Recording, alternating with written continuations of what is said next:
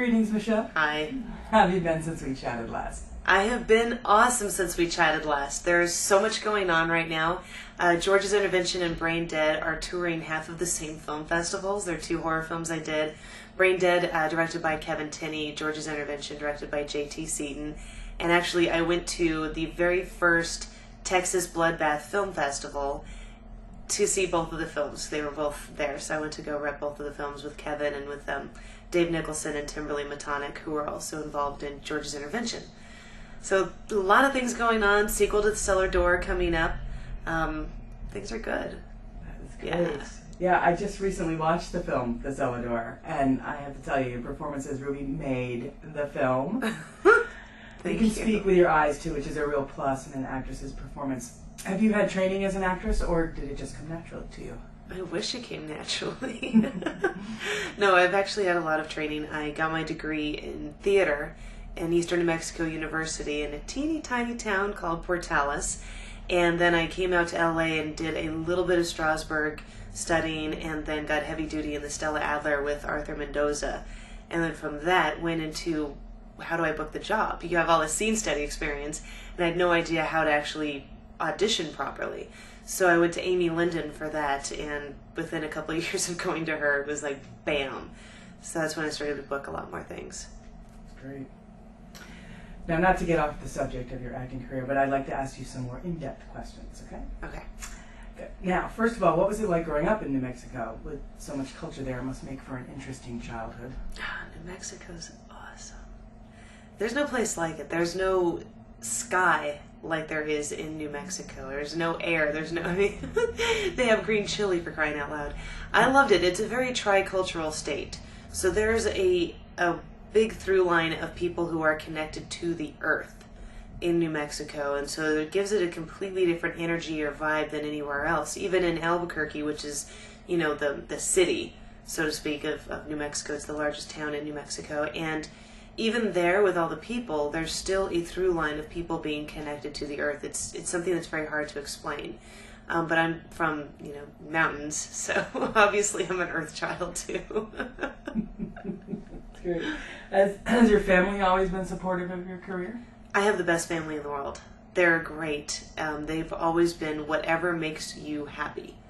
And they've always been very supportive of everything I've ever done. So, yeah. When was the very first time you looked in the mirror and said, I'm going to be an actress?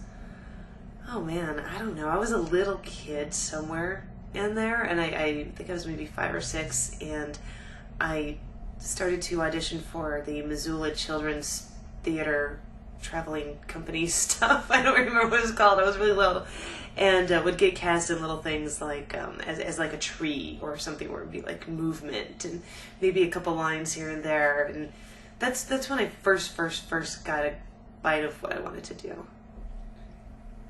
Do you find it hard to balance your career and private life at the same time? One would think would be pretty tiring.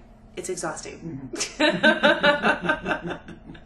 It is exhausting to try to balance personal time as well as pursuing a career. And you know, when you book a job, there is no time for personal yippee-skippiness because you're on set 12 to 14 hours, and then you go to bed and the next day you're on set for 12 to 14 hours. So it's I don't think it's impossible, but it is something that's very, very difficult. So I choose to be more on the career path at this moment.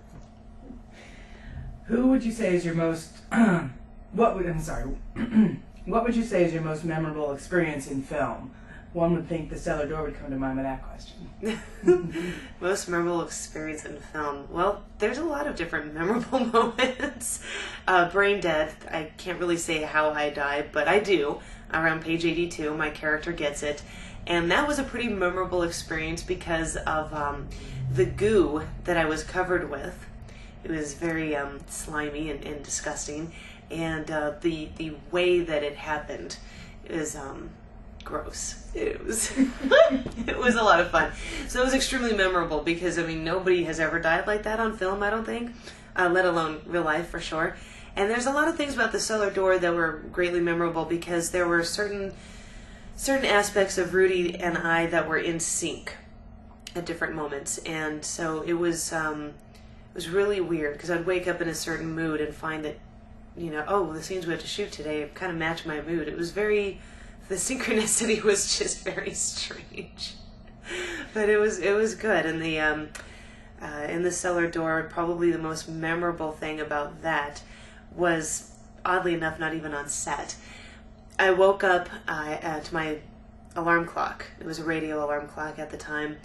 And I was probably about 5 days into shooting of being locked in this tiny little box. And James Dumont, my co-star who played Herman, he also booked some kind of voiceover gig for Home Depot. So I wake up to my alarm going off at 7 o'clock in the morning to James Dumont's voice doing a Home Depot commercial. And I was sat straight up going, where the hell am I? It's like, am I on set? Am I in the box? What the hell happened? So that, was kind of, even though it didn't happen on set, it was directly related to the film. It was crazy. I know, right? What are the chances? How does it feel to have 3 feature films and 2 pilots circulating at the same time? It feels great. I love having a lot of things circulating at once. I'm incredibly fortunate to have landed into some really great films and then paired up with a couple of pilots that have scooted around quite a bit. I'm really fortunate because it's allowed a lot more people to see my work, and it's everything that's been circulating I'm really proud of. I'm proud of the quality of the project itself. It's not just I'm the actor. It's just the quality of the project and the quality of the writing and the other actors and the production value and, of course, the directing. Everything full throttle is something I'm really excited about. You have such a vast resume: dancer, martial arts, painting, sculpting, stunt work, improvisation, tons more. Do you hope to add director to your resume someday? I do. I would love to direct something at some point. It terrifies me, so I know that I'm not really ready yet, but I am stepping into the world of production a little bit more, and my business partner, Kimberly Amato, and I are starting to do things such as option scripts for feature film, start working things on that angle, and we just shot a pilot called The Misadventures of McTNA, which we co-directed a couple of the little segments in that episode. So I got a tiny taste for it, minuscule, but it's something I definitely want to delve into more in the future as I build more on the production side of things.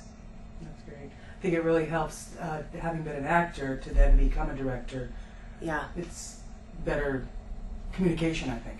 Huge. It's much better communication, because when you have a director, as an actor, when you have a director who's either taken acting classes or was an actor or somehow is related to the world of acting, it's so much easier, because then they become that actor's director that totally understands everything you need. So yeah, there's a lot of cool things on the horizon right now, including the sequel to The Cellar Door that I mentioned earlier. Super excited. The script rocks. Chris Nelson is amazing at putting this thing together. We're about to shoot, have a photo shoot for the one sheet for the poster and everything like that, start getting pitched. And the script is it's literally very different from the first time around. It's not the whole, girl trapped in a box, part 2. Completely different, and roles are reversed, and things happen that you would never expect, so it's cool. And then Kimberly Amato and I just optioned a feature film called Touch that my friend Patrick Julian wrote specifically for me to use as a starring vehicle. So we're putting together everything for that, and we've already got a lot of interest in it from people who've read the script. So we've got second unit producers who are interested. We've got, camera people. It's in good places right now. It'll be shooting in New Mexico, speaking of home. And we also have The Misadventures of McTNA that is already up on YouTube and getting some really good reviews, and it's absolutely spoofy, silly, ridiculous, fun, spunky little web series that we've created together. So that, in a nutshell, is exactly what's going on at this moment. Sounds great. Yeah. Thank you. Thank you.